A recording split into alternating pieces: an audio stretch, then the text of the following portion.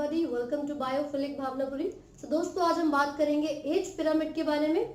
मैंने previous videos में आपको बताया था कि जो पॉपुलेशन एट्रीब्यूट्स हैं वो बहुत ही इंपॉर्टेंट कैरेक्टरिस्टिक्स हैं। अगर हम किसी भी पॉपुलेशन को मेजर करना चाहते हैं, उसमें जो नंबर ऑफ इंडिविजुअल्स रह रहे हैं या फिर जो पॉपुलेशन साइज है, तो उसके लिए मैंने कुछ एट्रीब्यूट्स आपको बताए थे। जैसे कि सबसे पहला मैंने बोला था बर्थ रेट। जब भी हम पॉपुलेशन के बारे में बात करेंगे तो हम सिर्फ बर्थ नहीं बोलेंगे, हम उसके लिए क्या यूज करते हैं, बर्थ रेट। इसका मतलब होता है कितने नंबर ऑफ ऑर्गेनिजम्स बॉर्न हो रहे हैं per capita, per unit time. ठीक है, अब ये हो सकता है मैं पर ईयर की बात कर रही हूँ, पर मंथ की बात कर रही हूँ। तो जब भी हम पॉपुलेशन की बात करेंगे we will not use the term birth only. हम क्या यूज करते हैं पॉपुलेशन के लिए, बर्थ रेट। इसी के साथ मैंने आपको डेथ रेट भी बताया था। तो जो डेथ रेट है इसका मतलब भी क्या होगा, कितने ऑर्गेनिजम्स की डेथ हो रही है पर यूनिट टाइम, उसको हम बोलते हैं डेथ रेट। रेट इसलिए लगाया क्योंकि हम पॉपुलेशन की बात कर रहे हैं, किसी इंडिविजुअल ऑर्गेनिज्म की बात नहीं कर रहे, right. And the third factor was, तीसरा एट्रीब्यूट क्या था, सेक्स रेशियो। सेक्स रेशियो का मतलब ये है कि किसी भी एक पॉपुलेशन में what percent of male and what percent of females are present। ठीक है, मान लीजिए किसी भी पॉपुलेशन में 60% फीमेल है और 40% मेल है। ठीक है, तो ये क्या होगा, ये रेशियो होता है उस पर्टिकुलर पॉपुलेशन का सेक्स रेशियो, मेल और फीमेल के बीच। ये क्लियर हो गया। अब यहाँ पर इसी के अलावा जो एक इंपॉर्टेंट एट्रीब्यूट है, जो कि हम सेक्स रेशियो की ही टर्म्स में बात करेंगे, उसको कहा जाता है एज पिरामिड। एज पिरामिड, अब ये है क्या, मैं बताती हूँ एज पिरामिड क्या है। देखो, सबसे पहली बात, जब भी हम किसी पॉपुलेशन की बात करेंगे तो उसमें जो नंबर ऑफ मेल और फीमेल है वो किस एज से बिलोंग करते हैं। अगर उसकी डिस्ट्रीब्यूशन को, अगर किसी भी पॉपुलेशन में जो एज डिस्ट्रीब्यूशन है उसको प्लॉट किया जाता है विद द एंटायर पॉपुलेशन, तो जो रिजल्ट स्ट्रक्चर हमें मिलेगा रिजल्ट में वो होता है एज पिरामिड। तो एज पिरामिड का जो मतलब है वो ये है, इफ द एज डिस्ट्रीब्यूशन यानी कि पूरी जो पॉपुलेशन की एज, मतलब कोई भी इंडिविजुअल्स जो सेम एज ग्रुप से या एज से बिलोंग करते हैं उनकी बात हो रही है। If the age distribution is plotted with the population, is plotted for the entire population या फिर for the population, the resulting structure is called age pyramid, तो एज पिरामिड एक ऐसा स्ट्रक्चर है जिसमें मेल और फीमेल दोनों की ही एज को रिप्रेजेंट किया जाता है। अब एज पिरामिड बताएगा क्या, what is the use of age pyramid. ये बेसिकली किसी भी एक पॉपुलेशन के साइज के बारे में हमें बताएगा, weather the population is growing, whether the population is declining और द पॉपुलेशन इज स्टेबल। तो उसका मतलब ये हुआ कि पॉपुलेशन बढ़ रही है, घट रही है या स्टेबल, उसके आधार पर जो पॉपुलेशन के यानी कि जो एज का पिरामिड होगा वो 3 टाइप्स का होगा। ठीक है, तो एक बार फटाफट से बना लेते हैं और ये देखेंगे कि जो लेबलिंग होगी इसमें वो किन किन की होगी। जैसे कि एक एज पिरामिड मैं आपको बनाकर दिखाती हूँ। यहाँ पर हमें ग्राफिकल रिप्रेजेंटेशन की बात कर रहे हैं। ये एक ऐसा लेवल है जो कि प्री रिप्रोडक्टिव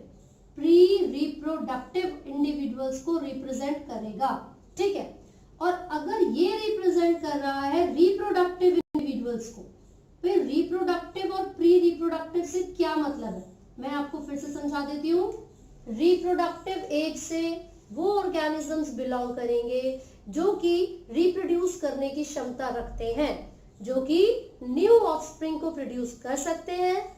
लेकिन पोस्ट रिप्रोडक्टिव ऑर्गेनिजम्स वो होंगे जिनका मेनोपॉज आ चुका है, यानी कि ऐसी फीमेल, ह्यूमंस की अगर हम बात करें, एनिमल्स की, तो पोस्ट रिप्रोडक्टिव कैटेगरी से वो इंडिविजुअल्स बिलोंग करते हैं जो कि अब रिप्रोड्यूस नहीं कर सकते।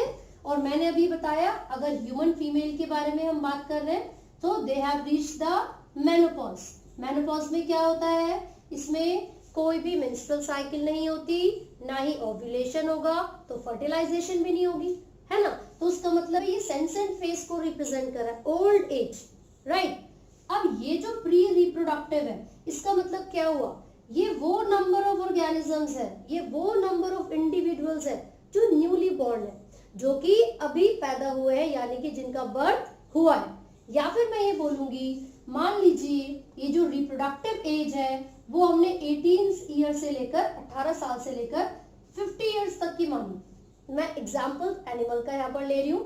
तो बिलो द 18 ईयर्स, 18 साल से छोटे वाले जो इंडिविजुअल्स होंगे वो कौन सी कैटेगरी में आएंगे, प्री रिप्रोडक्टिव कैटेगरी में। तो उसका मतलब ये हुआ कि जो पॉपुलेशन है वो बढ़ती जा रही है, क्योंकि न्यू इंडिविजुअल्स या जो प्री रिप्रोडक्टिव इंडिविजुअल्स है उनकी जो संख्या है, उनका जो नंबर है वो ज्यादा है। तो ये जो एज पिरामिड है ये किस तरीके की पॉपुलेशन को शो करेगा, ग्रोइंग पॉपुलेशन या फिर एक्सपेंडिंग। जो पॉपुलेशन है वो क्या कर रही है, एक्सपेंड कर रही है, बढ़ती जा रही है। ये क्लियर हो गया। दूसरा ग्राफ बी। अच्छा, अगर फ्लावर की प्लांट्स के बारे में मैं बात करूंगी तो reproductive phase is represented by the flowering. तो ये ऐसे प्लांट्स होंगे रिप्रोडक्टिव फेज वाले जो फ्लावरिंग करेंगे, और जो फ्लावरिंग करने की एबिलिटी लॉस्ट कर चुके हैं वो पोस्ट रिप्रोडक्टिव होंगे, और जो न्यू प्लांट्स ग्रो करके आए हैं वो प्री रिप्रोडक्टिव में आएंगे। ये पहला केस हो गया था। सेकेंड केस, अगर ग्राफ कुछ इस तरीके से है, this is the pre reproductive phase and this one is the reproductive phase and then comes the post reproductive phase। तो इसमें आप अगर देखो तो जो reproductive phase में इस कैटेगरी में आने वाले ऑर्गेनिजम्स हैं, बिल्कुल उतना ही लगभग number of individuals pre reproductive की कैटेगरी से बिलोंग करता है। तो इसमें हम ये बोल सकते हैं कि जो पॉपुलेशन है इस पर्टिकुलर एरिया की, इस पर्टिकुलर लोकेशन की, वो स्टेबल है। ना तो जो बहुत ज्यादा डेथ रेट होगा और ना ही बहुत ज्यादा बर्थ रेट होगा। बहुत ज्यादा फ्लक्चुएशन इस पॉपुलेशन में हमें ऑब्जर्व नहीं मिलती, नहीं ऑब्जर्व कर सकते, ठीक है। So this sort of population is called stable या फिर स्टेबलाइजिंग पॉपुलेशन। क्यों? क्योंकि इसके अंदर जो प्री रिप्रोडक्टिव में कैटेगरी में आने वाले ऑर्गेनिज्म है उनका नंबर लगभग सेम होता है रिप्रोडक्टिव ऑर्गेनिज्म से। क्लियर है। अब थर्ड कैटेगरी की अगर हम बात करेंगे, so the graph would be like this. ये कैटेगरी है post reproductive, then reproductive and then pre reproductive. तो इसका मतलब क्या हुआ कि जो पॉपुलेशन है वो तो डिक्रीज कर रही है, क्योंकि रिप्रोडक्टिव फेज से बिलोंग करने वाले जो ऑर्गेनिजम्स हैं वो उतने नंबर ऑफ ऑर्गेनिजम्स को प्रोड्यूस नहीं कर पा रहे हैं जितने होने चाहिए पॉपुलेशन की ग्रोथ के लिए। तो इसका मतलब क्या हुआ, ये तो प्री रिप्रोडक्टिव फेज यहाँ पर बहुत ही कम है, बहुत ही कम नंबर ऑफ इंडिविजुअल्स यहाँ पर ग्रो कर रहे हैं, उनका बर्थ हो रहा है। तो उसका मतलब है बर्थ रेट कम हो गया, तो पॉपुलेशन घटती जा रही है, कम होती जा रही है। So this type of age pyramid is called declining। घटता जा रहा है, इसमें जो पॉपुलेशन का कर्व है वो डिक्रीज हो रहा है। और मैंने आपको बताया था कि इसमें मेल फीमेल दोनों की पॉपुलेशन को रिप्रेजेंट किया जाता है। इस तरीके से बीच में आपको एक लाइन दिखेगी, डॉटेड लाइन, जो कि मेल और फीमेल इंडिविजुअल्स को बताती है एक स्पेसिफिक एज से बिलोंग करने वाले ऑर्गेनिजम्स। तो जैसे कि मैंने बोला रिप्रोडक्टिव फेज में लगभग इस कैटेगरी के लोग आएंगे, बिलो 18 प्री रिप्रोडक्टिव में आ गए, अबव 50 या 48 पोस्ट रिप्रोडक्टिव में आ गए, राइट। तो ये क्या है, तीन तरीके के पिरामिड्स हमें मिलते हैं जिसके आधार पर हम ये पता लगा सकते हैं whether the population is growing, whether the population is declining और the population is stable. Clear हो गया। अब क्वेश्चन पता है क्या पूछा जाएगा आपसे, बोलेंगे कि एक डिक्लाइनिंग पॉपुलेशन है, एक डिक्लाइनिंग पॉपुलेशन है, तो उस पॉपुलेशन में जो ब्रॉडर बेस है, ये जो ब्रॉडर सरफेस है वो क्या किसको रिप्रेजेंट करेगा। तो ये जो ब्रॉडर यहाँ पर सरफेस है ये रिप्रेजेंट करता है पोस्ट रिप्रोडक्टिव फेज को। और वहां पर पोस्ट रिप्रोडक्टिव फेज नहीं लिख के देंगे आपको, उसमें लिखा हुआ होगा ओल्डर इंडिविजुअल्स या फिर यंगर इंडिविजुअल्स। तो डेफिनेटली जब पोस्ट रिप्रोडक्टिव है तो बूढ़े लोगों की बात हो रही है, ओल्डर इंडिविजुअल्स की बात हो रही है। सेम क्वेश्चन पूछा जा सकता है एक्सपेंडिंग पॉपुलेशन के लिए। तो अगर एक्सपेंडिंग पॉपुलेशन की बात होगी और आपसे पूछा जाएगा what does the broadest base represent, जो सबसे ब्रॉडेस्ट बेस है वो किस तरीके की पॉपुलेशन को रिप्रेजेंट कर रहा है, तो आप बोलोगे प्री रिप्रोडक्टिव है।